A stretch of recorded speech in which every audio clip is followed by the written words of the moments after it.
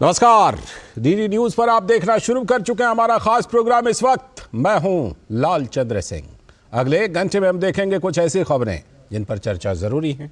ये चर्चा हम करेंगे अपने संवाददाताओं और खास मेहमानों के साथ। और आज सबसे पहले बात करेंगे 2 हफ्ते के अंदर प्रधानमंत्री नरेंद्र मोदी दूसरी बार दक्षिण के दौरे पर हैं।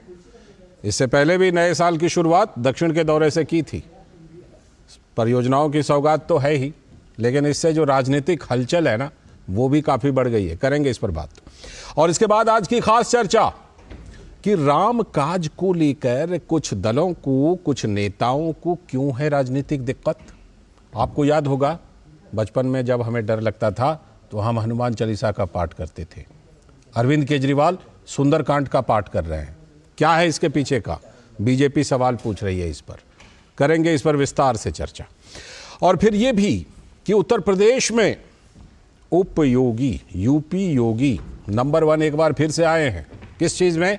तो महिलाओं के प्रति जो अपराध होता है उसके खिलाफ कार्यवाही में सजा दिलाने के मामले में यूपी एक बार फिर से नंबर 1 पर है। तो यूपी से दूसरे राज्यों को भी सीखना चाहिए। इस पर भी करेंगे बात। लेकिन सबसे पहले देख लेते हैं इस वक्त की हेडलाइंस। आंध्र प्रदेश और केरल के 2 दिवसीय दौरे पर प्रधानमंत्री नरेंद्र मोदी। 4000 करोड़ रुपए से भी अधिक की परियोजनाओं की शुरुआत।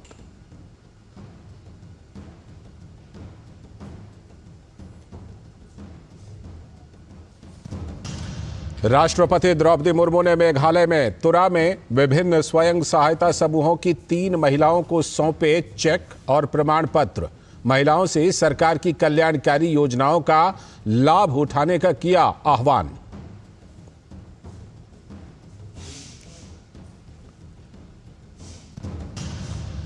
रामनगरी अयोध्या में आज से प्राण प्रतिष्ठा के अनुष्ठान। 7 दिनों तक चलेगी ये विशेष पूजा अर्चना।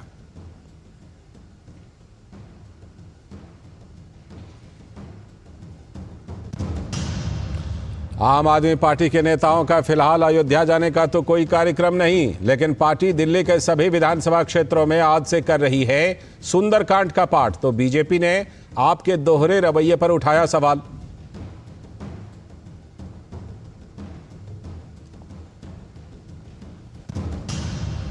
श्री कृष्ण जन्मभूमि ईदगाह विवाद मामले में हाईकोर्ट के सर्वे कमिश्नर की नियुक्ति पर सुप्रीम कोर्ट ने लगाई फिलहाल के लिए रोक। फिलहाल नहीं होगा विवादित जगह का सर्वे। 23 जनवरी तक मांगा जवाब। राजस्थान के पूर्व मंत्री महेश जोशी के ठिकानों पर ईडी का छापा। जल जीवन मिशन से जुड़े मनी लॉन्ड्रिंग मामले में 6 से भी अधिक स्थानों पर तलाशी।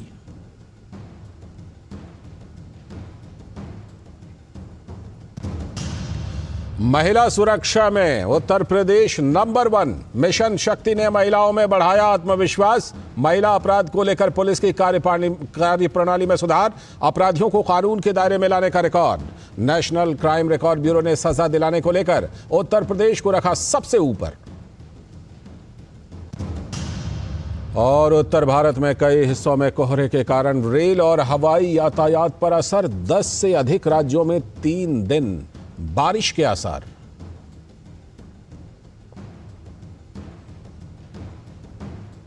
तो ये थी इस वक्त तक की हेडलाइंस। अब देखते हैं खबरों को विस्तार से। और जैसा कि हमने बताया था, सबसे पहले बात करेंगे कि 2 हफ्ते में दूसरी बार प्रधानमंत्री नरेंद्र मोदी दक्षिण के दौरे पर हैं। तो इस बार आंध्र प्रदेश और केरल का दौरा है। तो प्रधानमंत्री नरेंद्र मोदी आंध्र प्रदेश और केरल के 2 दिवसीय दौरे पर 4000 करोड़ रुपए से भी अधिक की परियोजनाओं का शिलान्यास और शुरुआत प्रधानमंत्री के द्वारा। पीएम मोदी की आंध्र प्रदेश की यात्रा का शुभारंभ अनंतपुर जिले में स्थित प्रसिद्ध वीरभद्र स्वामी मंदिर से हुई। आंध्र प्रदेश के सत्यसाई जिले के पालासमुद्रम स्थित राष्ट्रीय सीमा शुल्क, अप्रत्यक्ष कर और नारकोटिक्स अकादमी के नए परिसर का उद्घाटन का भी कार्यक्रम है प्रधानमंत्री का। प्रधानमंत्री नरेंद्र मोदी का भारतीय राजस्व विभाग के अधिकारियों के साथ संवाद का भी कार्यक्रम है।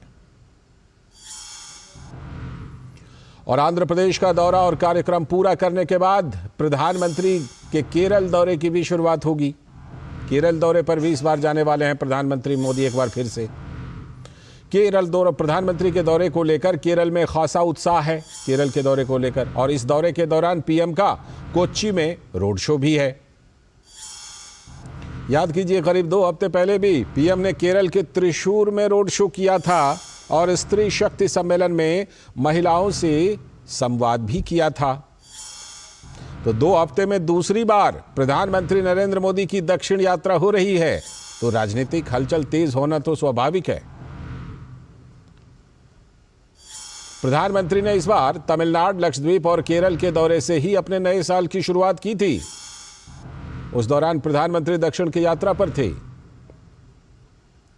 पीएम मोदी का जो साउथ कनेक्ट है वो चर्चा में है, और दक्षिण की संस्कृति की प्रधानमंत्री नरेंद्र मोदी तो खुलकर प्रशंसा करते रहे हैं।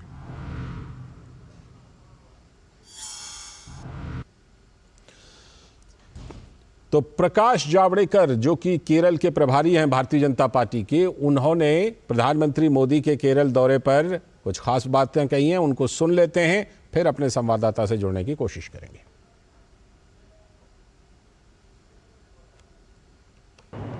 केरल में प्रधानमंत्री जी के लिए बहुत ही जबरदस्त लहर चल रही है। लोगों ने एलडीएफ को देखा, यूडीएफ को देखा, और प्रधानमंत्री के लिए जिस तरह से पिछली बार युवम रैली में कोचीन में और अभी विमेंस रैली में त्रिशूर में जिस तरह से भीड़ उमड़ आई, वो दर्शाता है कि मोदी अब घर घर केरल में कैसे पहुंचे हैं। ये रोड शो बहुत महत्वपूर्ण जगह पे जा रहा है और पूरा कोची उमड़ आएगा, ये मुझे पूरा विश्वास है।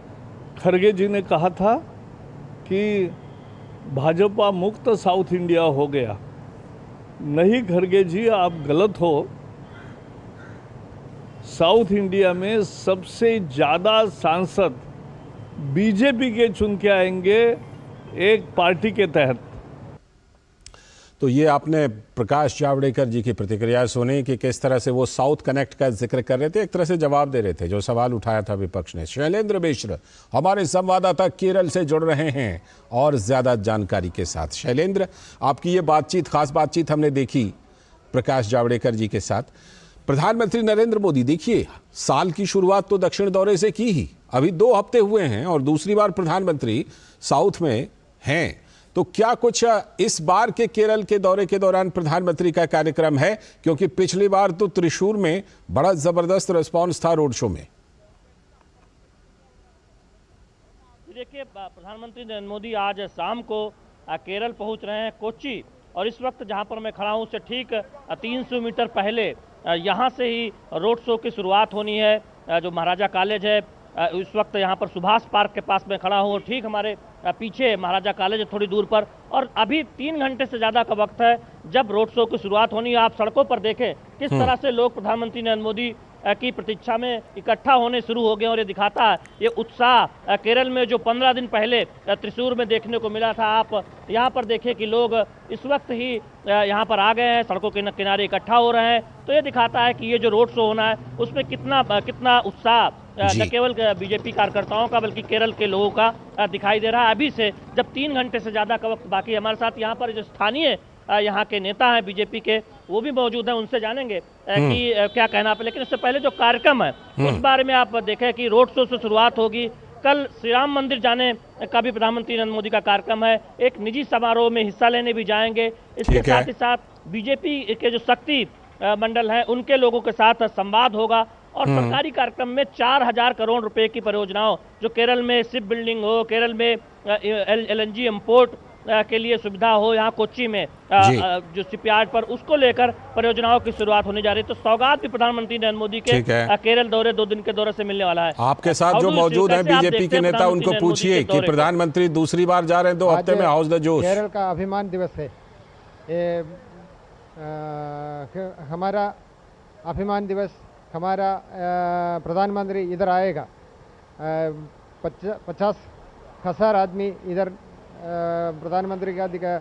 बताइए कि कह रहे जोश की आप बात कर रहे हैं कि 50,000 से ज़्यादा लोग इस रोड शो में इस जगह पर होंगे, तो केरल के जो बीजेपी कार्यकर्ता हैं किस तरह से देख रहे हैं? 15 दिन में दूसरी बार प्रधानमंत्री आ रहे हैं दक्षिण के दौरे पर, केरल के दौरे पर।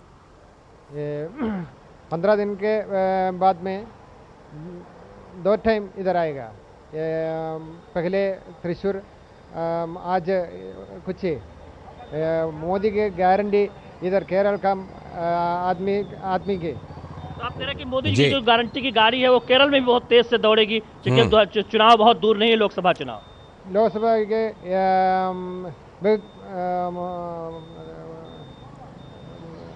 ठीक है शैलेंद्र, सीट में इधर ये जो बताना चाह रहे हैं कि जो आगामी लोकसभा चुनाव है लालचंद, उसमें ज्यादा सीटें आएंगी। उत्साह तो निश्चित तौर पर दिखता है केरल की सड़कों पर, केरल बीजेपी कार्यकर्ताओं में, खास तौर पर प्रधानमंत्री नरेंद्र मोदी के दौरे को लेकर, और जनता को हमने दिखाया कि कैसे लोग यहाँ पर इकट्ठा होने शुरू हो गए हैं। ठीक है, फिलहाल बहुत बहुत शुक्रिया। फिर आपसे हम अपडेट लेते रहेंगे, लेकिन फिलहाल के लिए आपका बहुत बहुत शुक्रिया शैलेंद्र। और प्रधानमंत्री दौरे के दौरान की एक बात खास बता दूं कि अभी प्रधानमंत्री जो 22 जनवरी को प्राण प्रतिष्ठा होना है, उसके लिए विशेष अनुष्ठान कर रखा है प्रधानमंत्री नरेंद्र मोदी ने। तो आज प्रधानमंत्री ने आंध्र प्रदेश के दौरे की जो शुरुआत ही की है, वो रामायण से जुड़े, रामचरितमानस से, रामायण से जुड़े एक प्रसिद्ध वीरभद्र मंदिर से अपने कार्यक्रम की शुरुआत की है। तो फिलहाल वक्त है एक ब्रेक का, और ब्रेक के बाद जब लौटेंगे तब करेंगे आज की खास चर्चा की क्या दुविधा है अयोध्या जाने को लेकर, लेकिन उसके मुकाबले क्या कुछ राजनीतिक दल और नेता जो वहां नहीं जा रहे हैं वो क्या कुछ कर रहे हैं, अपनी तरफ से क्या कोशिश कर रहे हैं, करेंगे इस पर चर्चा। मोदी सरकार की गारंटी, हर गरीब का मुफ्त इलाज। 55 करोड़ लोगों को दी हर साल 5 लाख रुपए तक के मुफ्त इलाज की निश्चिंतता। हमारा संकल्प विकसित भारत। रुड़की उत्तराखंड निवासी राजीव जैन पहुंचाएंगे हर राम भक्त के घर बिल्कुल निःशुल्क हर किवारी गंगाजल। दुकानदार भाई संपर्क करने के लिए हरिद्वारगंगाजल.com पर जाएं। स्वागत है ब्रेक के बाद, और जैसा कि हमने ब्रेक पर जाने से पहले बताया था कि आज हम खास चर्चा इस बात पर करने वाले हैं कि अयोध्या तो नहीं जाना है या साफ नहीं किया है, लेकिन कोई सुंदर कांड कर रहा है, कोई डुबकी लगा रहे हैं हमारे कुछ दल के नेता, तो उसी पर आज हम चर्चा करेंगे। तो पहले कुछ पॉइंट देख लेते हैं कि अयोध्या में रामलला विराजमान की प्राण प्रतिष्ठा के भव्य आयोजन को लेकर पूरी दुनिया में तो गजब का उत्साह है, और खुद पीएम मोदी ने 11 दिनों के अनुष्ठान का व्रत भी ले रखा है। प्रधानमंत्री नरेंद्र मोदी ने ये विशेष अनुष्ठान किया हुआ है अपने लिए प्राण प्रतिष्ठा को ध्यान में रखते हुए। आज से राम जन्मभूमि ट्रस्ट की ओर से प्राण प्रतिष्ठा के विधिवत आयोजन की शुरुआत भी हो गई। गर्भगृह तैयार है और अब श्रद्धालुओं को बेसब्री से 22 तारीख का इंतजार है। 550 साल का अभियान खत्म होने को है। अयोध्या में रामलला विराजमान की उपस्थिति ने देश को उल्लास से भर दिया है। प्राण प्रतिष्ठा से पहले का यह विधिवत आयोजन 21 जनवरी तक चलने वाला है। तो केंद्रीय मंत्री अनुराग सिंह ठाकुर ने पूछा कि जो लोग हमें कहते थे कि मंदिर वहीं बनाएंगे लेकिन तारीख नहीं बताएंगे, आज उन्हें निमंत्रण भी मिल गया है, लेकिन उनकी दुविधा तो लगता है कि और बड़ी हो गई है। आम आदमी पार्टी के नेताओं की बात कीजिए, अयोध्या जाने के बारे में फिलहाल कुछ नहीं बोला, लेकिन पार्टी दिल्ली के सभी विधानसभा क्षेत्रों में आज सुंदरकांड पाठ कर रही है। आम आदमी पार्टी के नेता सौरभ भारद्वाज ने कहा कि क्या सिर्फ बीजेपी हिंदू की ठेकेदार है? शायद इसी भ्रम को दूर करने के लिए लगता है केजरीवाल खुद सुंदरकांड का पाठ कर रहे हैं। और शायद इसी क्रम में कर्नाटक कांग्रेस ने भी 22 जनवरी को सरकार द्वारा संचालित सभी 30,000 मंदिरों में भव्य पूजा का आयोजन किया हुआ है। तो गठबंधन और वोट बैंक के भ्रम में कांग्रेस के आला नेताओं ने राम मंदिर ट्रस्ट का निमंत्रण तो ठुकरा दिया, लेकिन यूपी कांग्रेस के नेता सरयू में डुबकी लगा आए और मंदिरों में राम जय श्री राम का नारा भी लगा के आए हैं। तो AIMIM के नेता ओवैसी ने केजरीवाल को छोटा रिचार्ज कहा, छोटा वाला पैक। तो पार्टी ने तीखी प्रतिक्रिया देते हुए कहा कि हमें किसी के सर्टिफिकेट की जरूरत नहीं। लेकिन बीजेपी की नेता मासुरी स्वराज ने पूछा, क्या अरविंद केजरीवाल ने सनातन को बीमारी बताने वाले नेताओं को भी पाठ में शामिल किया है क्या? और याद कीजिए, टीएमसी प्रमुख और पश्चिम बंगाल की मुख्यमंत्री ममता बनर्जी इसे बीजेपी की नौटंकी बता चुकी हैं। तो आरजेडी नेता तेज प्रताप कहते हैं कि सपने में राम आए थे और बोला कि नहीं, अयोध्या नहीं जाना। मर्यादा पुरुषोत्तम राम के आदर्श को समझे बिना सियासी दलों ने उन्हें एक खास धर्म में स्थापित करने की लगातार कोशिश की, लेकिन उन्हें यह दिक्कत रामलला के सामने आने से रोक रही है। इसीलिए इसीलिए अयोध्या नहीं जा रहे हैं। तो राजनीतिक दलों नेताओं की क्या प्रतिक्रिया है, हम आपको सुनवाते हैं, फिर इस चर्चा को शुरू करेंगे। आरएसएस ने, बीजेपी ने 22 तारीख को एक चुनावी flavour, election flavour, political flavour दे दिया है। 500 वर्षों की प्रतीक्षा खत्म हुई। राम भक्तों ने राम मंदिर का निर्माण किया है। हम सब ने अनुष्ठान लिए हैं कि हम देश भर के धार्मिक स्थलों में, मंदिरों में स्वच्छता अभियान चलाएंगे। हम सब ने वो भी करके दिया।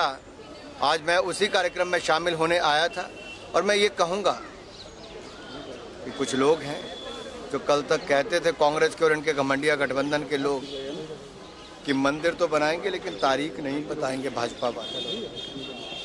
मैं श्री जी के साथ खड़ा होकर कह रहा हूँ आपको, स्थान, समय, तारीख सब तय कर दिए, निमंत्रण भी भिजवा दिए, लेकिन अब लोगों ने नौटंकी और बहाने ढूंढने शुरू कर दिए। तो ये प्रतिक्रिया आपने सुनी कांग्रेस पार्टी की, राहुल गांधी की, और भारतीय जनता पार्टी की तरफ से केंद्रीय मंत्री अनुराग सिंह ठाकुर की। तो क्या कुछ दुविधा है, क्या कुछ कोशिश है, इसी पर आज चर्चा करेंगे और क्या अलग अलग रास्ते अपनाए जा रहे हैं। हमारे साथ हमारे सलाहकार संपादक विनोद मिश्र जी जुड़ गए हैं, साथ में बांसुरी स्वराज जी, भारतीय जनता पार्टी के प्रवक्ता, बहुत बहुत स्वागत बांसुरी जी। विजय कौशिक जी, कांग्रेस के नेता, बहुत बहुत स्वागत विजय जी। मैं विनोद जी से शुरुआत करता हूं और चर्चा को विस्तार देता हूं। छोटा रिचार्ज, विनोद जी, ये जो टिप्पणी आ रही है, एक तो ओवैसी जी ने कहा है कि ये केजरीवाल जी छोटा रिचार्ज है। दूसरी बात ये कि हमें याद आता है कि जब हमें कभी बचपन में थोड़ा कहीं किसी चीज़ से डर लगता था तो हम लोग पाठ शुरू कर देते थे, जय हनुमान ज्ञान गुण सागर, है ना। तो ये सुंदरकांड का पाठ ये सब चीज़ें, क्या आपको लगता है कि भाई अयोध्या जाने को लेकर तो स्थिति साफ नहीं है और अलग अलग तरह के पाठ कर रहे हैं, ये कहीं ना कहीं एक जिसे कहते हैं कि काउंटर करने की कोशिश, एक काट ढूंढने की कोशिश है क्या?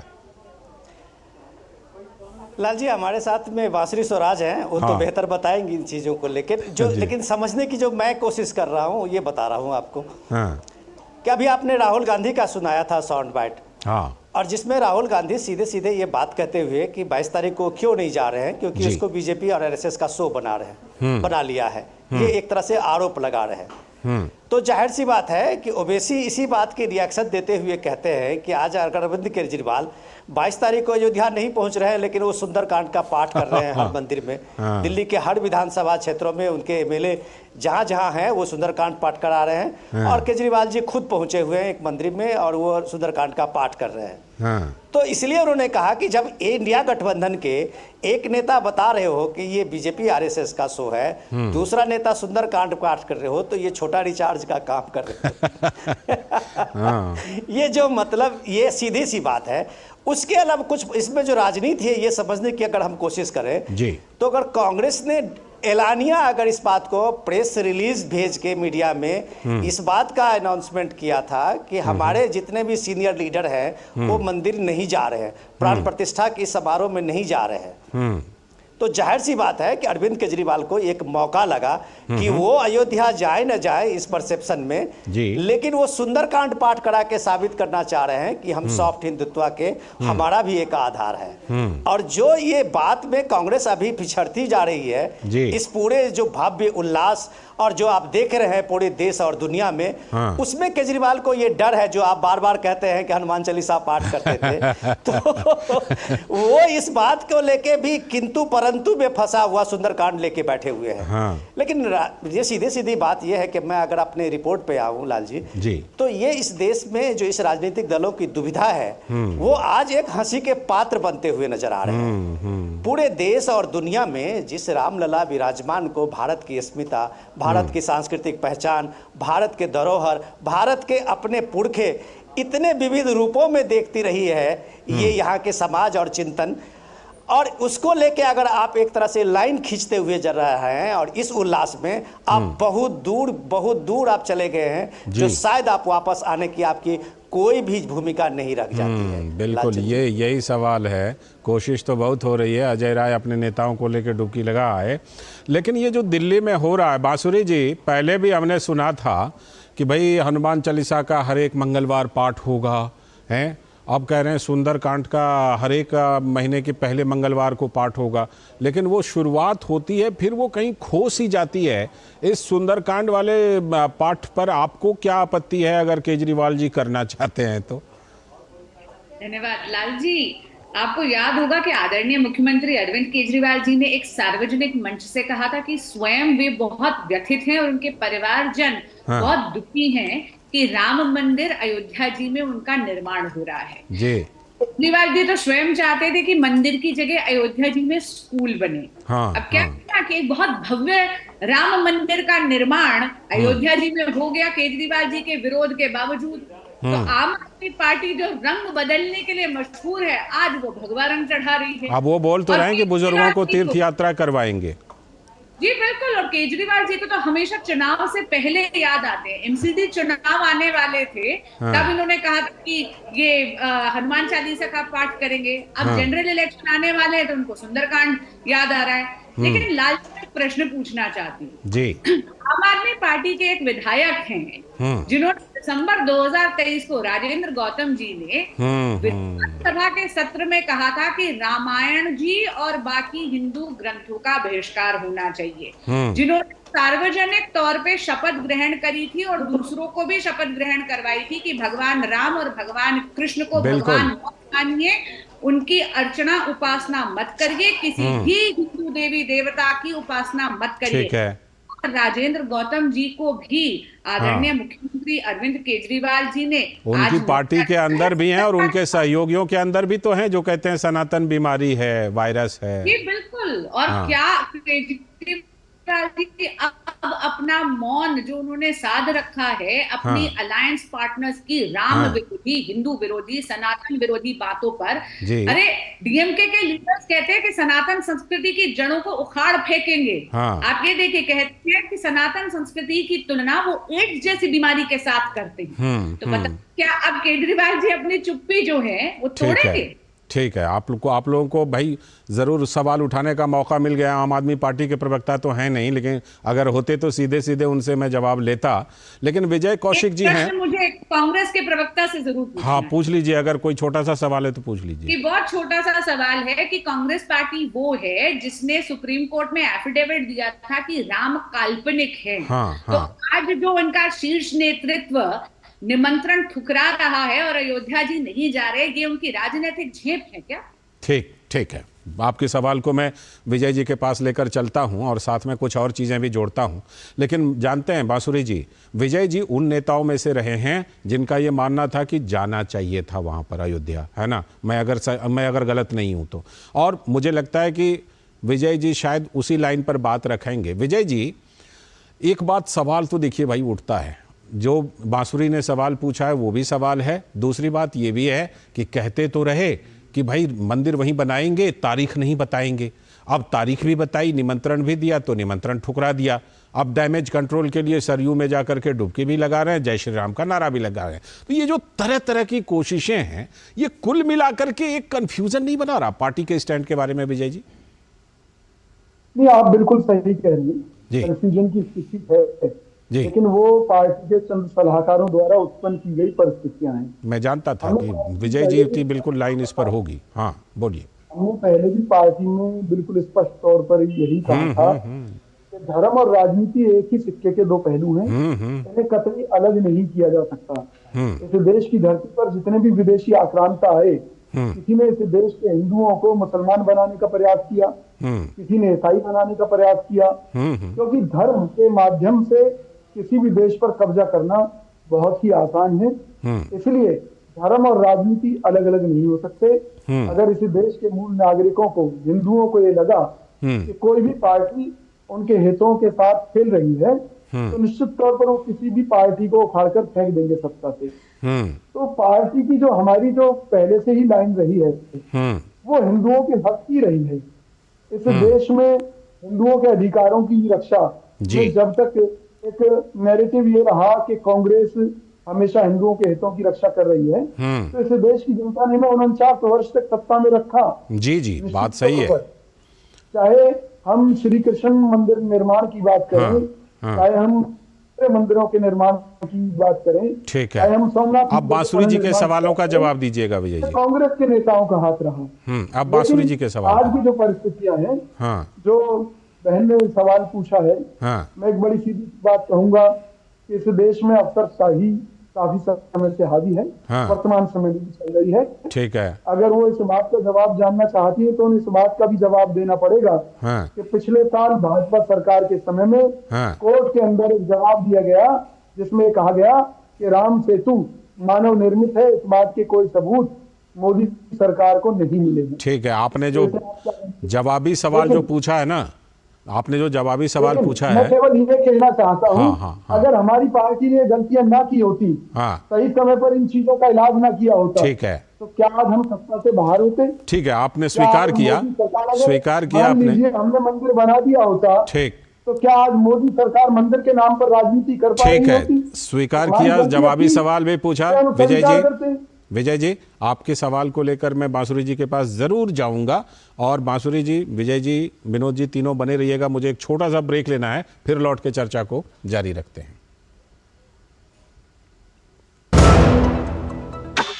ये नया भारत है, कभी हंसता कभी हंसाता है, हिसाब का पक्का है, जियो पेपर प्राप्त हुए, लड़ता है झगड़ता है पर आगे बढ़ता है, जो अपने दिल की सुनता है, खुल के बात करता है, सबको साथ लेकर चलता है, इस भारत की अलग ही पहचान है। जुड़े नए भारत से, जियो भारत से। स्वागत है ब्रेक के बाद, चर्चा को हम जारी रखते हैं। हमारे साथ हमारे मेहमान जुड़े हुए हैं। मैं जो विजय जी ने सवाल पूछा है उसको लेके पहले बांसुरी जी के पास चलता हूं, फिर विनोद जी के पास आऊंगा। बांसुरी जी, जवाब दीजिए। विनोद, उन्होंने विजय जी ने सवाल पूछा है, हालांकि देखिए विजय जी कांग्रेस के उन नेताओं में से हैं जो कि कांग्रेस के अंदर भी अलग राय रखते हैं, इसको लेकर के भी, अयोध्या को लेकर के भी, और अपनी गलतियों को लेकर भी, लेकिन उन्होंने एक सवाल भी पूछा है। हाँ, आ रहा हूँ।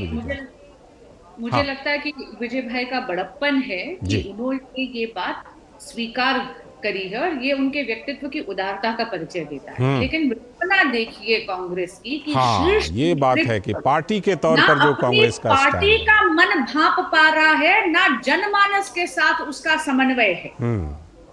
और मैं यही जानना चाहती हूँ कि इंडिया अलायंस में, घमंडे अलायंस में उनके, आप ये देखिए उनके अलायंस पार्टनर्स भी सनातन संस्कृति पर और राम विरोधी बातें कर रहे हैं, उस पर भी साधी हुई है कांग्रेस के शीर्ष नेतृत्व ने।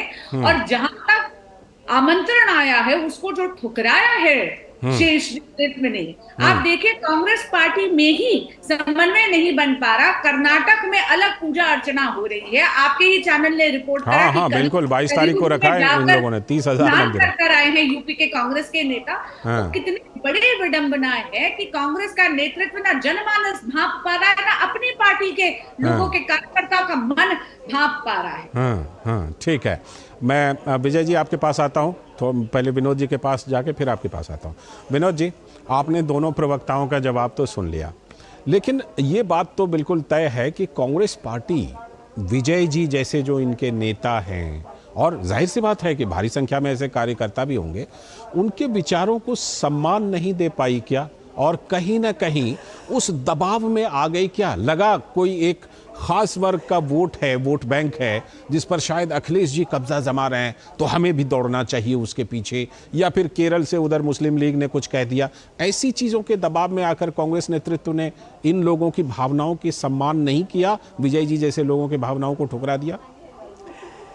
लाल जी, अभी जो बांसुरी जी ने सवाल जो पूछा था तो विजय जी उसको गोल गोल घुमा के बाहर निकल गए थे। हाँ, लेकिन मैं विजय जी को ही एक याद दिलाने के लिए जस्ट अपना एक अपनी छोटी सी टिप्पणी में करना चाहूँगा जरूर, कि विजय जी संविधान के जो मूल संविधान है पहला, जिसको आप ओरिजिनल बोलते हैं, उसके बाद तो कई प्रति उसकी आई है। हाँ। उस मूल संविधान के प्रति में राम दरबार का फोटो लगा हुआ है। रामायण और राम से जुड़ी हुई घटनाओं को लेकर रामायण के संविधान के कई पृष्ठों में उसको लगाया गया था चित्र।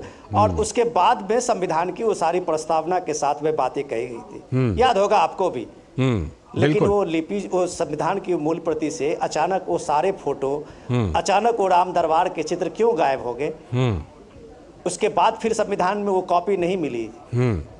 तो इस भावना को समझने की जरूरत है कि ये कंफ्यूजन से भरी हुई पार्टी है। जब डॉक्टर राजेंद्र प्रसाद सोमनाथ मंदिर के उद्घाटन में जा रहे थे तो नेहरू जी की चिट्ठी पे हम लोगों ने कई बार चर्चा की थी। हाँ, कई बार क्या कंफ्यूजन था नेहरू जी की। जब भारत की अस्मिता की बात होती है, भारत की पहचान की बात होती है, संस्कृति की बात होती है, तो क्या भारत उन विध्वंसों को सामने में रख के, उस क्रूर इतिहास को सामने में रख के जीते रहे, या फिर भारत जो एक निर्माण के भारत रहा है। और हमेशा हम लोगों ने चर्चा की है कि विध्वंस से बड़ी ताकत निर्माण की होती है। बिल्कुल, ये बात और आप जो विजय जी इस बात को सफाई दे रहे हैं, ये भारत जोड़ो यात्रा क्या है? ये अचानक जो भारत जोड़ो यात्रा का डे शेड्यूल बनता है 14 जनवरी से, वो भी इसी राम मंदिर का जो ये उल्लास है, ये भव्य आयोजन का जो उल्लास है, उसके साइड में आपने एक यात्रा का ये निकाला है कि देश में हम ये दिखाएं कि हम न्याय के लिए निकले हुए हैं। तो विजय जी जो फुटेज के लिए आप निकले हुए हैं इस यात्रा में, देश का मूड आप समझने में अभी तक सफल नहीं हुए हैं। और इसलिए सफल नहीं हुए हैं कि जिस राम को आप एक संकीर्ण दायरे में बांधते हुए दिखते हैं, उस राम को देखने के लिए अगर आप उसी भव्य मंदिर के प्रांगण में जाएं तो वहां सबरी से लेके, उस केवट से लेके वो सारे पात्र आपको मिलेंगे जो भव्य भारत की एक तस्वीर दिखाती है। बिल्कुल, जिसमें समाज के हर हिस्से, हर वर्ग और हर समाज का जो अपना एक भाव है, चाहे वो शेड्यूल कास्ट के लोग हों, शेड्यूल ट्राइब के लोग हों, जिस भी कम्युनिटी के लोग हों, सबकी भावना का वहाँ उचित स्थान है। एक संपूर्ण भारत आपको दिखेगा उस जगह से। तो ये जो संकीर्ण भाव आपने मन में रखे हुए हैं, इसलिए आप इधर उधर बगल दगल झांकते हैं और नए नए बहाना बनाते हैं। रामचरित से आगे हट के आप सुंदरकांड पाठ करने लगते हैं। ये देश समझ रहा है, देख रहा है। बिल्कुल विजय जी, एक बात तो देखिए भाई साफ है कि चाहे आप सोमनाथ की बात ले लीजिए, चाहे नई संसद में सेनेगल की स्थापना का बहिष्कार ले लीजिए, चाहे अयोध्या का बहिष्कार ले लीजिए, मतलब कहा तो ऐसा जा रहा है कि एंथनी कमेटी की रिपोर्ट में साफ तौर पर 2014 में उल्लेख था, लेकिन उसके बाद भी कांग्रेस सीख नहीं रही है। और ये क्यों नहीं मान रही कि इस देश में राम नाम को नकार करके आप कोई न्याय कुछ भी कर लें, उसका कोई मतलब नहीं बनता। विजय जी देखिए, मैं सबसे पहले विनोद भाई ने जिक्र किया कि भगवान राम की तस्वीर संविधान से हटा दी गई जी। तो कांग्रेस पार्टी का ये मानना था कि इस देश के लोगों को इतना सशक्त किया जाए कि हर व्यक्ति के घर में भगवान श्री राम का मंदिर हो, इसीलिए संविधान से हटा दिया। दूसरी बात भाई, जो कांग्रेस के ऊपर आरोप है, जो तमाम तरह के आरोप लगाए हैं, तो कहीं ना कहीं हमारी पार्टी की गलतियां हैं। हाँ, ये एक आपका बड़प्पन स्वीकार करते हैं, वरना हम 2014 में सत्ता से बाहर ना गए होते। और उन्हीं चीजों को समझने की जरूरत थी। जब मंदिर को लेकर बात आई थी तो सबसे पहले मैंने कांग्रेस पार्टी की तरफ से कहा था कि भी अगर देश का संविधान मंदिर निर्माण की इजाजत देता है तो कांग्रेस पार्टी को कोई ऐतराज नहीं। और मुझे खुशी है कि हमारी पार्टी ने इस बात को समझा और पार्टी ने इस मुद्दे पर अपने इसी स्टैंड को रखा और कहा कि भाई अगर देश का संविधान इजाजत देता है कांग्रेस को कोई ऐतराज नहीं है। इस मंदिर निर्माण के बारे में, प्राण प्रतिष्ठा के बारे में हमने ये कहा कि हमारी भारतीय संस्कृति है, वो ऐसी संस्कृति है कि अगर किसी मंदिर के बाहर से हम निकल रहे हैं और वहाँ कोई प्रोग्राम चल रहा है, चाहे हम उसमें निमंत्रित हैं या नहीं है, हम वहाँ रुककर, वहाँ माथा टेक कर, प्रोग्राम में सम्मिलित होकर, अगर कोई भंडारा हो रहा है तो उसमें अपनी सेवा करके या उसमें प्रसाद ग्रहण करके वहां से निकलते हैं। ठीक है। तो आयोजन चाहे किसी पार्टी ने किया हो, देखिए बीजेपी को राइट है, सत्ता में है वो, और वो एक मंदिर निर्माण के आंदोलन से जुड़ी रही है। हाँ, उसका लाभ हमेशा से उन्होंने रखा है अपने मैनिफेस्टो में। विजय जी से संपर्क लगता है फिलहाल कुछ बाधित हुआ है। मैं जाऊंगा बांसुरी जी के पास और जवाब लूंगा। फिलहाल एक ब्रेक ले लेते हैं और ब्रेक के बाद जब लौटेंगे तो फिर इस चर्चा को जारी रखेंगे। ये नया भारत है, कभी हंसता कभी हंसाता है, हिसाब का पक्का है। जियो पेपर प्राप्त हुए। लड़ता है, झगड़ता है, पर आगे बढ़ता है। जो अपने दिल की सुनता है, खुल के बात करता है, सबको साथ लेकर चलता है, इस भारत की अलग ही पहचान है। जुड़े नए भारत से, जियो भारत से। स्वागत है। ब्रेक के बाद हम जो चर्चा कर रहे हैं वो यही कि क्या दिक्कत है, क्या दुविधा है कई दलों के नेताओं और उन दलों के अंदर ही। चर्चा करने के लिए हमारे साथ हमारे ख़ास मेहमान जुड़े हुए हैं। मैं इस बार हालांकि विजय जी से भी संपर्क हो गया है, मैं बांसुरी जी के पास चलता हूँ। बांसुरी जी, आपकी हमने प्रतिक्रिया देखी सुंदरकांड पर। आपने कहा कि भाई क्या इस सुंदरकांड के पाठ में डीएमके के नेताओं को और बाकी जो नेता हैं जो सवाल उठाते हैं उनको भी शामिल कर रहे हैं क्या केजरीवाल? सवाल तो वो आम आदमी पार्टी को लेकर था, लेकिन इस बीच उड़ती पुड़ती खबरें आ रही हैं कि दिल्ली में लोकसभा चुनाव के लिए विजय जी की पार्टी केजरीवाल जी के पार्टी के साथ शायद गठबंधन कर रही है। अभी कंफर्म नहीं है, लेकिन ये खबर आ रही है। तो सवाल ये अब बनता है कांग्रेस पार्टी के ऊपर भी कि क्या वो सुंदरकांड में शामिल होगी क्या दिल्ली में? तो ये जो सवाल है वो आप विजय जी से भी पूछ सकती हैं, क्योंकि विजय जी के बारे में खबर है उनकी पार्टी के बारे में कि उनका गठबंधन होने वाला है दिल्ली में। देखिए, यदि ये गठबंधन होता है तो ये स्वार्थ पे टिका हुआ गठबंधन है, ये विचारधारा का गठबंधन नहीं है। और मैं बड़ी विनम्रता से ये विजय भाई को कहना चाहूँ कि जब भी देश में आम आदमी पार्टी सत्ता में आई है तो उसमें भाजपा को नहीं बल्कि कांग्रेस से कुर्सी छीनी है, चाहे वो दिल्ली हो चाहे वो पंजाब। तो जैसे मैंने आपको कहा, तो ये एक स्वार्थ पे टिका हुआ गठबंधन होगा। अब रही बात जो शीर्ष नेतृत्व कांग्रेस ने जो ठुकराया है आमंत्रण, और जो आप जानते हैं कि चुप्पी साधे हुए हैं केजरीवाल जी कि वो जाएंगे अयोध्या जी या नहीं, तो कहते ना कि प्रभु जाको दारुण दुख देही, वाकी मति पहले हर ली। तो मति हरी गई है, ये जनमानस नहीं समझ रहे हैं, ये अपीजमेंट की पॉलिटिक्स यानी तुष्टिकरण की राजनीति कर रहे हैं, वोट बैंक की पॉलिटिक्स कर रहे हैं, और उसके कारण बहुत ही संकीर्ण मानसिकता रख रहे हैं। विनोद जी, जो बात बांसुरी कह रही, हाँ आ रहा हूँ मुझे। विनोद जी, जो बात बांसुरी कह रही हैं, ये भारतीय जनता पार्टी को मौका तो इन्हीं लोगों ने ये पूरा मैस फैला के दिया है ना। आप देखिए कि डीएमके के नेताओं से बयान को लेकर के आरजेडी के नेताओं के बयान, समाजवादी पार्टी के नेताओं के बयान, फिर आम आदमी पार्टी के भी का जो रवैया रहा, अभी राजेंद्र गौतम का उदाहरण दिया बांसुरी ने। तो ये पूरा मौका इन लोगों ने दे दिया है क्या बीजेपी को कि वो भरपूर सवाल उठा सके, जो इन लोगों का रहा है, इन लोगों की सोच रही, इन लोगों के जो बयान रहे। लाल जी, हम लोग बांसुरी जी से ज़्यादा इस मामले में पूछ सकते हैं कि बीजेपी ने तो राम मंदिर का, और ये ऐलानिया उनका एक मैनिफेस्टो था। हाँ। पिछले कई दशकों से बीजेपी जब कभी भी इलेक्शन में जाती थी, स्टेट से लेके सेंट्रल इलेक्शन में, जनरल इलेक्शन तक में, बीजेपी के मैनिफेस्टो में राम मंदिर पहला एजेंडा होता था। ठीक है।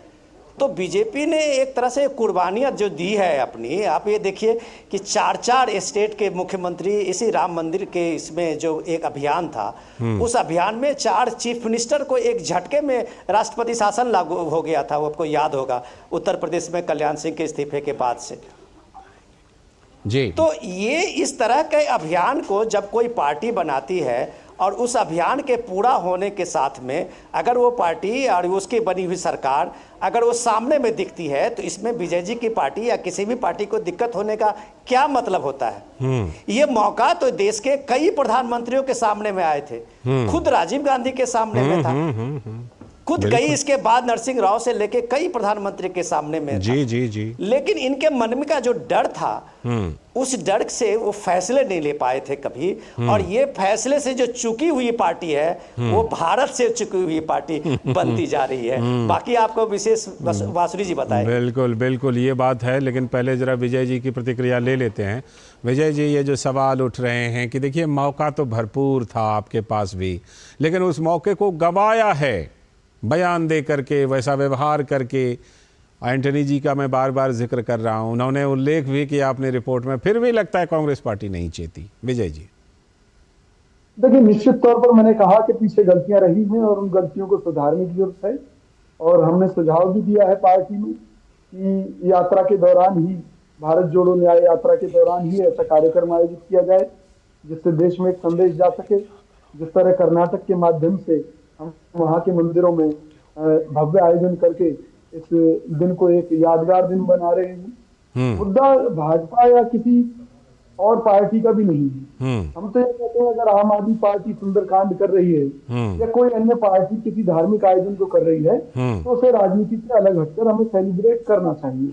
निश्चित तौर पर शामिल होगी कांग्रेस दिल्ली में, सेलिब्रेट करते हैं। दिल्ली में सुंदरकांड में शामिल होगी क्या कांग्रेस? निश्चित तौर पर हमारा तो सुझाव यही है कि जब कांग्रेस पार्टी सभी धार्मिक आयोजनों में जाना शुरू कर देगी तो अपने आप धर्म के नाम पर राजनीति करते हैं उनकी दुकानें अपने आप बंद हो जाएंगी।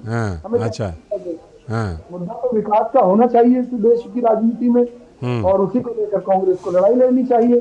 लेकिन धर्म इस देश का मूल तत्व है, उसको इग्नोर करके या उसे साइड में करके अगर हम ये चाहें कि हम देश के लिए कुछ कर पाएंगे या देश की जनता हमारे साथ खड़ी होगी, हमारी भूल है।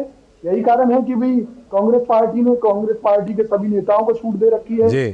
जो अयोध्या जाना चाहे इसी तौर पर इस तरह से वो जा सकते हैं या पार्टी स्तर पर भी इसी क्रम में उत्तर प्रदेश कांग्रेस के लोग गए हैं। मुझे एक छोटी सी प्रतिक्रिया बांसुरी जी की लेनी है। बांसुरी जी, जो बात विनोद जी ने कही, देखिए आपको ये तो हम सब लोग मानते हैं कि आपको पूरा अधिकार है कि जिस तरह आपने 2 सीट वाली पार्टी से लेकर के हमेशा से इस चीज़ को रखा अपने मैनिफेस्टो में और आज उस चीज़ को सपने को साकार होते हुए लोग देख रहे हैं, है ना। आपकी पार्टी ने इस चीज़ को लेकर के जो कुछ किया है निश्चित तौर पर आपका दावा बनता है उसके अगर कोई राजनीतिक फायदा होता है तो। देखिए लाल भाई, हमारे लिए ये राजनीति का मुद्दा नहीं है, गर्व का मुद्दा है। विनोद भाई बात कर रहे थे हमारे चीफ मिनिस्टर्स की बलिदान की। मैं आपको 4 सरकारें बर्खास्त कर दी गई थी भाई। अरे इस संघर्ष पे तो भाजपा के सारे मुख्यमंत्री हमला उठाए। आप भूल गए हैं कि 550 साल का संघर्ष है राम मंदिर के बनने में। हमारे पुरखों ने खून बहा, 5 लाख से ज्यादा श्रद्धालुओं ने अपना जीवन दान दिया है, उनकी बलि चढ़ी जी। तो हमारे लिए ये गर्व का मुद्दा है, राजनीति का मुद्दा नहीं है। राजनीति का मुद्दा विपक्ष के लिए है। जैसे केजरीवाल जी, मैंने आपको कहा ना, उनके विरोध के बावजूद बना है राम मंदिर। कांग्रेस के ये कहने से, सुप्रीम कोर्ट में ये कहने कि राम काल्पनिक थे, उनके कहने के बावजूद बना है राम मंदिर।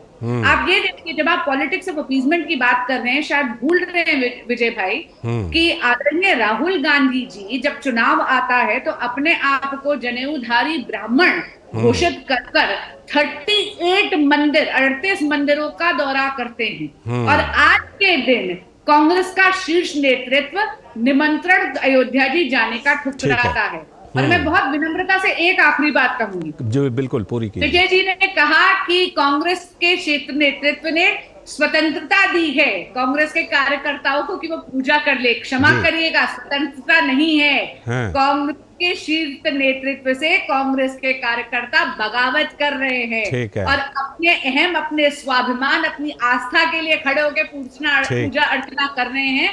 जबकि कांग्रेस का शीर्ष नेतृत्व ना जनमानस समझ पा रहा है, ना तो अपनी नकार चुके हैं, कार्यकर्ताओं का मन भाप पा रहा है। ठीक है बांसुरी जी, हमें याद है कि संसद में आपकी स्वर्गीय माताश्री और पूर्व केंद्रीय मंत्री जिस तरह से कि मतलब जब कभी ये मुद्दा उठता था ना संसद में, तो वो भी बहुत ही सुलझे तरीके से बात रखती थी संसद में।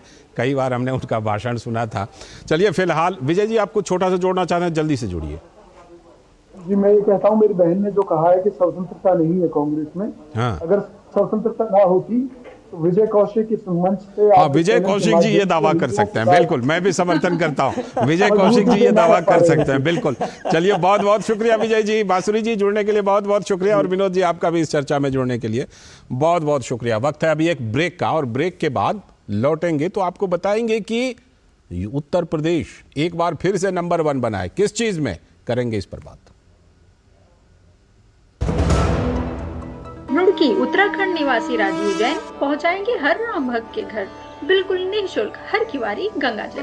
दुकानदार भाई संपर्क करने के लिए हरिद्वारगंगाजल.com पर जाएं। ग्रामीण अर्थव्यवस्था के संरक्षक agriculture insurance company of India AIC।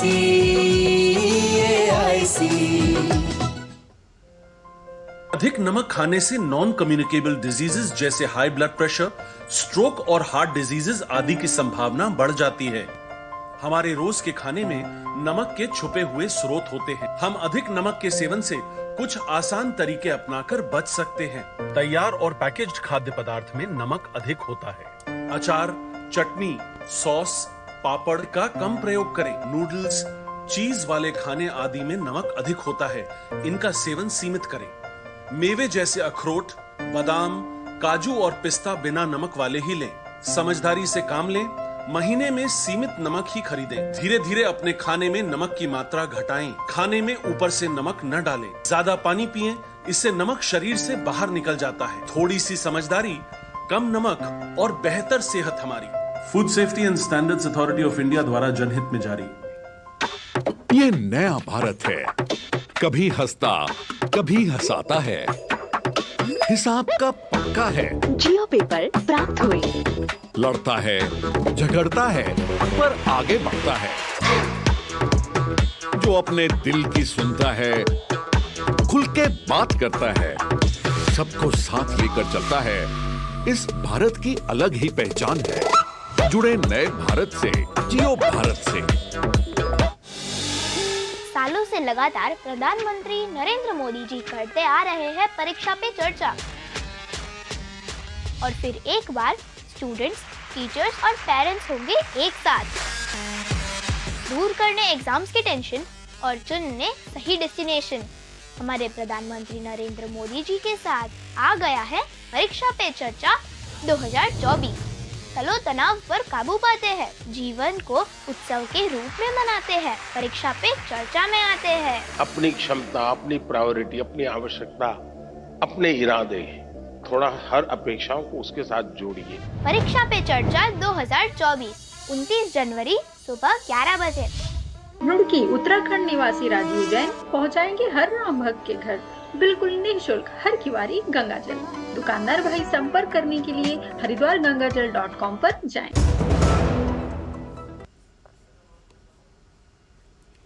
स्वागत है ब्रेक के बाद। ब्रेक पर जाने से पहले हमने आपको बताया था कि एक और मामले में उत्तर प्रदेश नंबर 1 बना है, और वो मामला महिलाओं को न्याय दिलाने को लेकर है। हम सब जानते हैं कि देर से मिला न्याय सजा जैसा ही होता है, लेकिन महिला अपराध के खिलाफ उत्तर प्रदेश पुलिस की टाइम बाउंड जस्टिस डिलीवरी पूरे देश के लिए आदर्श बन गई है। और ये एक रिपोर्ट के हवाले से है। एनसीआरबी की ताज़ा रिपोर्ट ने यूपी सरकार की नीति महिला अपराध को लेकर जीरो टॉलरेंस की सराहना की है। पूरे देश में महिलाओं के प्रति अपराध के खिलाफ सजा दिलाने का 71% का रिकॉर्ड यूपी ने बनाया है और नंबर 1 हासिल किया है। दरअसल यूपी सरकार की जो मिशन शक्ति है वो महिलाओं के आत्मनिर्भर, सुरक्षा और सम्मान को लेकर केंद्रित है। और ये मिशन शक्ति जो है ये 2020 में लागू हुई थी, तो जाहिर है कि 2020 से इस मिशन को लागू होने के बाद महिलाओं के खिलाफ अपराध रोकने और उनकी सुरक्षा और आत्मनिर्भरता को प्रमुखता मिली है। प्रदेश में मिशन शक्ति के द्वारा महिलाओं की सुरक्षा और स्वावलंबन के लिए काम किया जा रहा है। इसमें कुछ बड़े पहल शामिल हैं। पुलिस बीट्स में महिलाओं की तैनाती से महिलाएं अब अपनी समस्याओं को बेझिझक बता रही हैं, क्योंकि वहां पर महिलाएं ऑफिसर हैं, पुलिस ऑफिसर। महिलाएं किसी भी प्रकार की समस्या के लिए हेल्पलाइन नंबरों का प्रयोग कर सकती हैं और वो इस्तेमाल कर भी रही हैं। यूपी पुलिस के द्वारा त्वरित कार्यवाही की जा रही है, तो पुलिस बल में महिलाओं की बड़ी संख्या से अच्छे परिणाम नजर आने लगे हैं। और आप याद कीजिए साल 2017 में जब योगी आदित्यनाथ की पहली सरकार बनी थी, तो योगी सरकार का ऑपरेशन रोमियो एक समय चर्चा का विषय बना था, लेकिन इस ऑपरेशन ने स्कूल कॉलेज जाने वाली लड़कियों को आत्मविश्वास से भर दिया था। मिशन शक्ति जो 2020 में शुरू हुई, उसके तहत उत्तर प्रदेश पुलिस ने प्रदेश में 1,500 स्पेशल वुमेन हेल्प डेस्क बनाकर पीड़ित के पास पहुंचने और उनमें भरोसा बढ़ाने में कामयाबी पाई है। पिछले साल यूपी ने महिला अपराध के 13,099 केस में टाइम बाउंड इन्वेस्टिगेशन करके अपराधियों को न्याय के कटघरे में ला खड़ा किया था।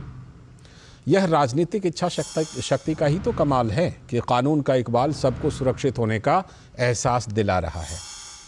अब उत्तर प्रदेश कोई छोटा मोटा आबादी के लिहाज से राज्य नहीं है। 24 करोड़ की बड़ी आबादी वाला उत्तर प्रदेश अगर ये कमाल कर सकता है, तो फिर दूसरे राज्य तो और आसानी से शायद कर सकते हैं। लेकिन दिक्कत कहाँ है?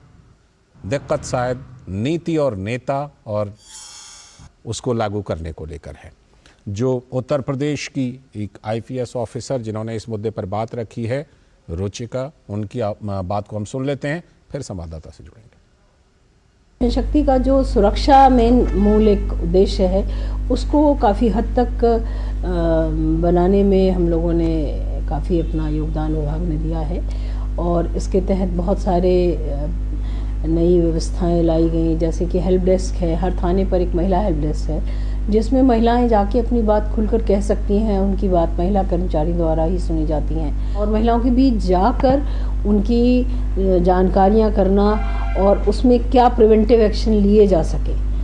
क्राइम हो जाने के बाद तो अपराध का जो विवेचना है वो एक पार्ट रहा ही है, हम लोग प्रिवेंशन पे भी काफ़ी ध्यान दे रहे हैं, हर सेक्शन पर बहुत ध्यान दिया जा रहा है और इसमें टेक्नोलॉजी की भी काफ़ी मदद है।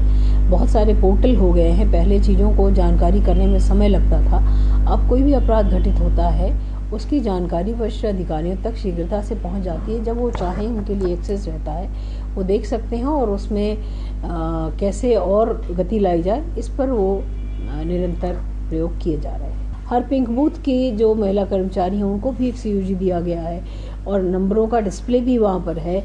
स्वयं पुलिसकर्मी आपके पंचायतों में आकर मीटिंग कर रहे हैं, RWA में कर रहे हैं, स्कूलों में जा रहे हैं और छोटे छोटे ग्रुप बना रहे हैं व्हाट्सएप के, पुलिस भी संपर्क कर रही है। तो आप उन सुविधाओं का लाभ लें जो आपकी सुरक्षा के लिए, आपकी सुरक्षित वातावरण देने के लिए बनाया गया है। तो ये बातें आपने सुनी IPS ऑफिसर की और उत्तर प्रदेश ने ये जो मकाम हासिल किया है, तो उत्तर प्रदेश की राजधानी लखनऊ से हमारे साथ विकास सिंह, हमारे संवाददाता, जुड़ चुके हैं। विकास, एक और मामले में यूपी अव्वल, किस तरह से इस पूरे प्लान को अंजाम दिया जा रहा है? और दूसरी बात ये कि आपकी वहाँ पर महिलाओं से भी ज़रूर बात हुई होगी जिन्होंने इसका फ़ायदा उठाया है, और किस तरह से ये पूरा का पूरा एक ऐसा नज़ीर पेश कर रही है यूपी सरकार जिसको दूसरे राज्य भी अपना सकते हैं।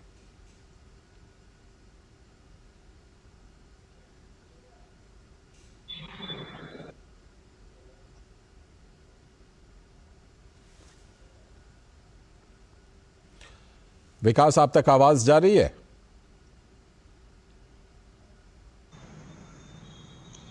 जी, एक बड़ी पहल है उत्तर प्रदेश सरकार की, मिशन शक्ति जब शुरू किया गया, यहाँ पर महिलाओं की जो स्थिति इससे पहले थी, यहाँ पर जो इससे पहले की जो सरकारें थी उसमें महिलाओं को लेकर जो बयान दिए जाते थे बिल्कुल शर्मसार करने वाले होते थे।